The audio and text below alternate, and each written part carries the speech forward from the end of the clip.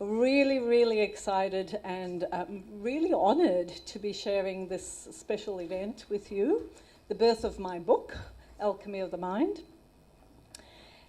And particularly the fact that some people said I could actually relate to it. And that really hits home when you can actually relate to the stories and the case studies in the book, because that gives you an indication that you're actually listening, you're actually looking at your body as a whole. Now, it did come with a few trials and tribulations and errors and omissions, particularly in the first run, and I am assured that the second run is a-okay. So this started off, the idea started off when I, many years ago in my compounding pharmacy, I made up a specific group of amino acids for a lady who was acutely panicky, she was acutely anxious, and within minutes in the pharmacy she calmed down. And then subsequent to that, over a few months, she managed to we helped to get off most of her prescription medicines. And this is what I do predominantly these days in clinical practice. And it is through this particular prescription that I then decided, wait a minute, I don't know enough yet, so I've got to go out and investigate further. So what I did is, as I was compounding my bioidentical hormones, my formulations in neuropathic pain and cosmeceuticals and nutraceuticals, I then went ahead and signed up for various classes, some of which were my fellowship in anti-aging medicine out of the US, Ayurvedic medicine out of India, and naturopathy, and so on. Now, there are many books. When you sign up for this book, you're signing up for the expansive awareness of the chemistry of the brain. And there are many books. It's actually, the mind industry is a burgeoning industry in the last decade or two. Everybody's talking about positive thinking, the works of Eckhart Tolle, Bruce Lipton, Norman Doidge. They're great, well-published authors. And it is important for us to embrace all of those modalities. And that's what I've tried to do here with a focus of the chemistry. Depression and mental health is a multi-system as well as a multi-symptom condition. It involves inflammation, it involves the gut, the endocrine system, the nervous system, it involves genetics, because we know that we can switch genes off just like light switches. We can actually use nutrigenomics very effectively to turn these genes around. So the sciences have increased and improved.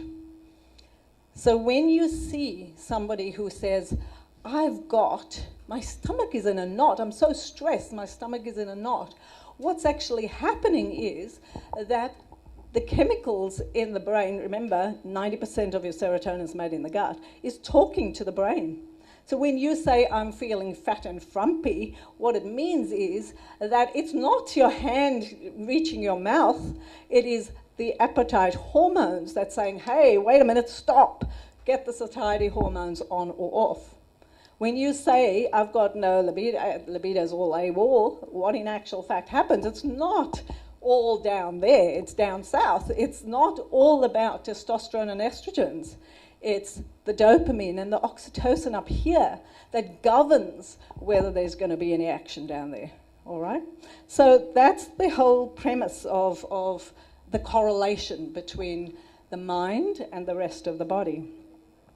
So my thoughts were actually putting all the pieces of the puzzle together. And we really need to find the appropriate labs to validate the variants as we walk through the clinical door. Understanding the diagnostics through a DSM model, we have to go bypass that now, the DSM model, which is Diagnostic and Statistical Manual Model, which is a bunch of questions. It's great, and it's great, accredited resource, but we now need to understand where are the clinical triggers? Where are the cluster of symptoms that we're seeing that is presenting as a mental health condition? So that's what integrative medicine is all about. It's integrative medicine is something we need to choose. It's not compartmentalizing the body. It's not saying, let's go to the gastroenterologist or the psychiatrist, excuse me, sorry,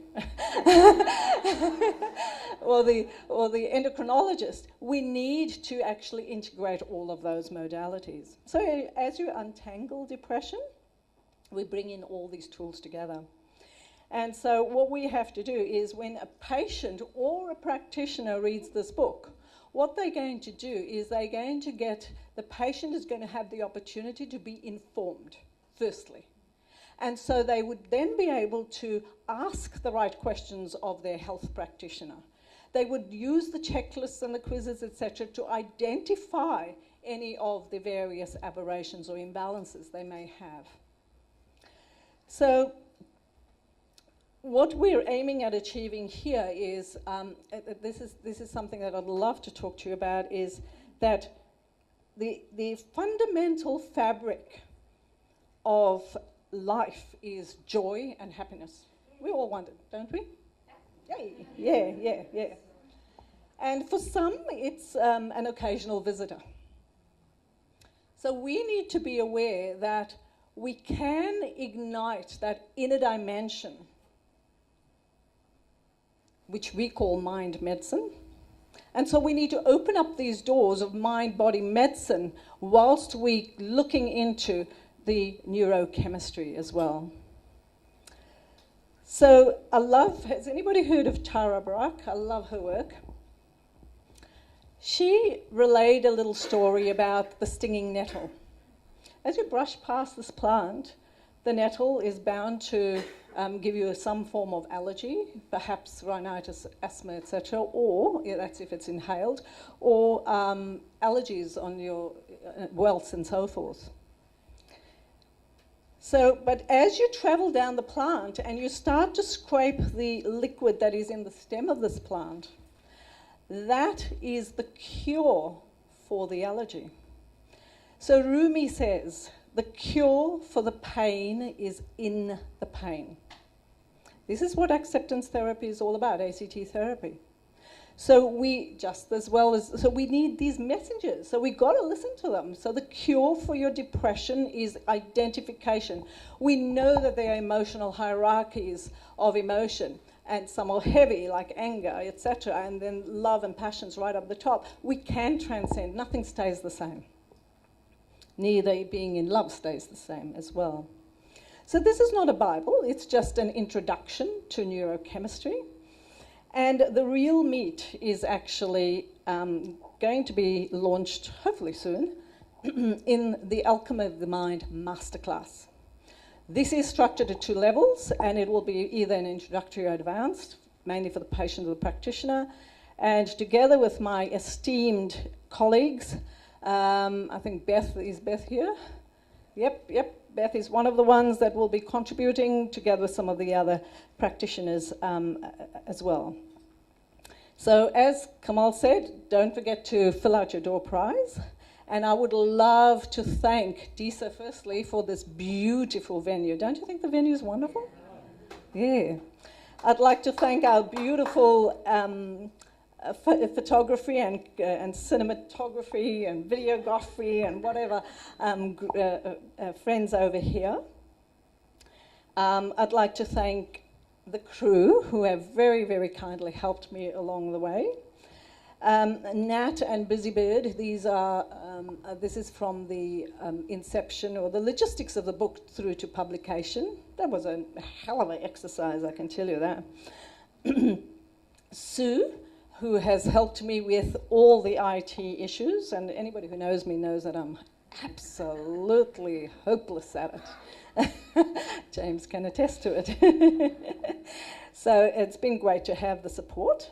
Dr. Sangvi, thank you so much for being our little MC.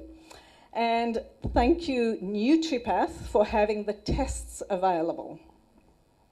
Because without a good, I'm very privileged to be associated with this company, because without those tests, and they're the only people in Australia that have them, we would not be able to make a noise about it, okay? And I'd also like to thank my clinical consultancy with Empowered Health. And lastly, I'd like to, where's Ruth? Ruth's not here? Oh, yes, she is, yeah. She's busy compiling a group of 300 plus women, writing a book on the inspiration, Book of Inspiration for Women. So there you go. Now, lastly, I would like to thank you, because without you, this would not be successful, and this would not, I wouldn't be able to stand my soapbox.